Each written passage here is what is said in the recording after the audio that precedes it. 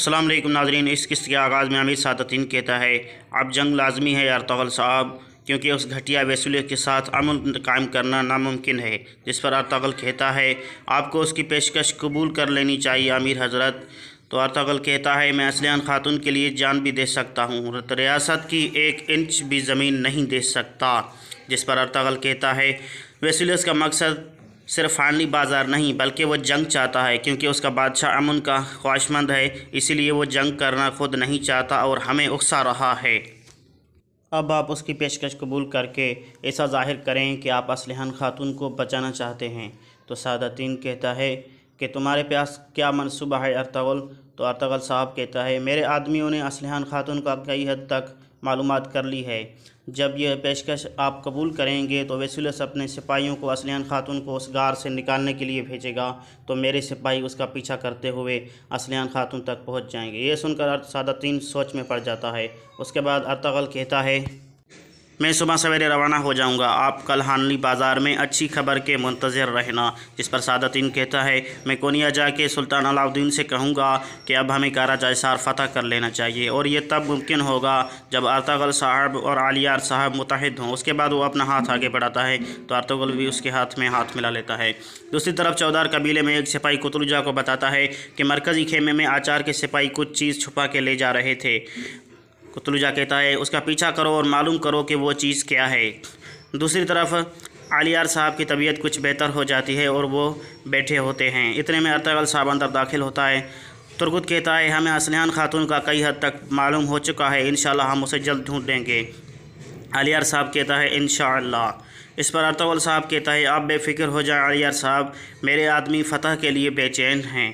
तो आलियार कहता है इंशाअल्लाह जब मैं ठीक हो गया, अगर तलवार चलाने के काबिल हो गया तो बहुत सी फतूहात हमारा मुकद्दर होंगी। इस पर अर्तगल कहता है कि इब्नुल अरबी कहते हैं किस्मत इंसान को मौत के मुंह से भी बचा लेती है।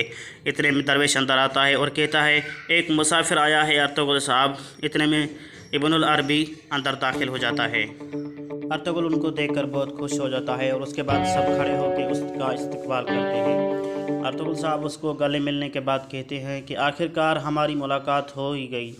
इब्नुल अरबी कहते हैं क्या आप इस नाचीज़ को मेहमान के तौर पर कबूल करते हो। अर्तगल साहब कहते हैं ये मेरे लिए शरफ़ होगा। उसके बाद वो वहाँ सब बैठ जाते हैं और बातचीत करने में मसरूफ़ हो जाते हैं। इसके बाद अगला दिन शुरू हो जाता है।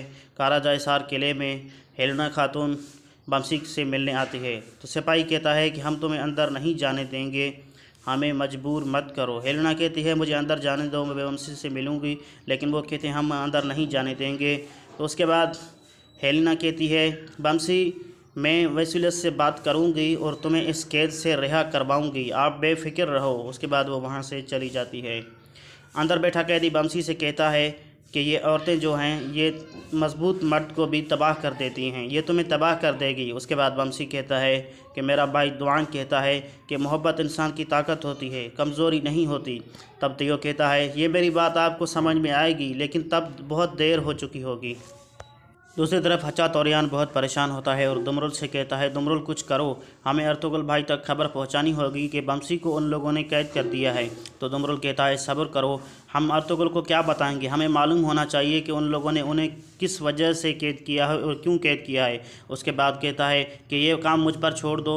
हचा तौरियान एक सोने की पोटी उठाकर कहता है कि कौन सिपाही इस सोनों के देखकर इनकार करेगा, मैं जा रहा हूँ। उसके बाद वो चला जाता है। दूसरी तरफ हेलेना खातून गवर्नर वसूलियत के पास पहुँचती है और कहती है मैं कैदी बमसी के बारे में बात करना आई हूँ। वसूलियत कहता है तो तुम यहाँ बमसी के लिए आई हो, काश तुम देख सकती हेलेना कि ये कितने ख़तरनाक होते हैं तुर्क। जिस पर हेलेना खातून कहती है बमसी ने मेरी जान बचाई थी और आपने फ़कत उसे इस वजह से ज़िंदान में फेंक दिया कि उसने मुझसे बात की थी, मैं सिर्फ़ कर्ज़ चुका रही हूँ। उसके बाद वसूलियत कहता है वो तुम्हारे बहुत ज़्यादा करीब हो रहा था, इसलिए मैंने उसे ज़िंदान में डाला दिया। हेलेना कहती है कि ऐसी बात नहीं है, मैं सिर्फ उसे अपना कर्ज चुका रही थी, मैं तो आपकी पेशकश के बारे में सोच रही हूँ और अब मैं आपसे शादी करना चाहती हूँ। उसके बाद वो खुश हो जाता है। हेलेना कहती है कि अब बमसी को जाने दें, अगर वो दोबारा आया तो आप जो चाहें उसको सज़ा दे सकते हैं। उसके बाद वसूलियत कहता है अगर आपको सुकून मिलता है तो मैं उसे जाने दूँगा। उसके बाद हेलेना खातून खुश हो जाती है। दूसरी तरफ सरदार अर्तुगल और उसके तमाम साथी उस पहाड़ी के करीब पहुंच जाते हैं जहां असलहान खातून मौजूद होती है। अर्तगल साहब दुमरुल से कहता है वो घोड़ा आप लोगों को कहाँ मिला था? तो दुमरुल कहता है सरदार इस पहाड़ी के करीब। तो अर्तगल कहता है कि हम इन पहाड़ी के ऊपर उन लोगों पर बहुत अच्छी नज़र रख सकते हैं। जिस पर अर्तगल कहता है कि वो दो रास्ते अख्तियार करेंगे, दुमरुल और दुआन तुम ऊपर वाली पहाड़ी पर चले जाओ, मैं और तुरगुत यहाँ मौजूद रहेंगे। दूसरी तरफ हेलिना खातून किले में कैद खाने जाती है तो सिपाही उसका दरवाज़ा खोल लेता है और वो बमसी से मिलती है। वो बमसी से कहती है कि मैंने गवर्नर से बात कर ली है और वो आपको यहाँ से आज़ाद करने पे रजामंद हो गया है। तब बमसी खुश हो जाता है और कहता है मुझे पता था कि आप मुझे इस चूहों की बिल में रहना पसंद नहीं करेंगी। उसके बाद हेलिना खातून कहती है कि एक और बात है, आप आज के बाद इस किले में मुझसे मिलने नहीं आना। बमसी परेशान हो जाता है। फिर हेलिना कहती है कि आज के बाद फिर कभी किले नहीं आना मुझसे मिलने, क्योंकि मैं गवर्नर से शादी करने की बात पर राज़ी हो गई हूँ और हम बहुत जल्द ही दोनों शादी कर लेंगे।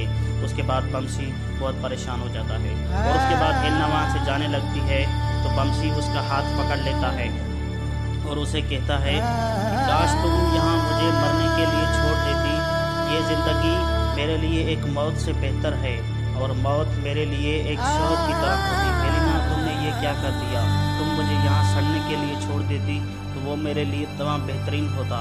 उसके बाद हेलिना कहती है बमसी मेरा हाथ छोड़ दो और मुझे जाने दो। उसके बाद हेलिना खातून की आंखों में आंसू आ जाते हैं और वहाँ से चली जाती है और बमसी वहाँ डूब कर रह जाता है।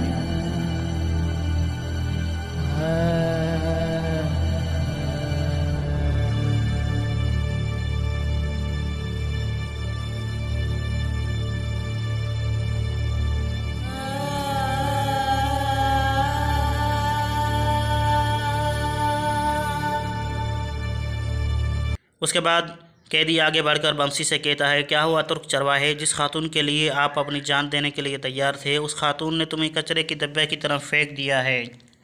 जिसके जवाब में बमसी कहता है खामोश हो जाओ ये मलूम शख्स, अगर कुछ भी हुआ तो उसका ज़िम्मेदार मैं नहीं होऊंगा। उसके बाद बमसी अपना सर जेल में टकराना शुरू कर देता है।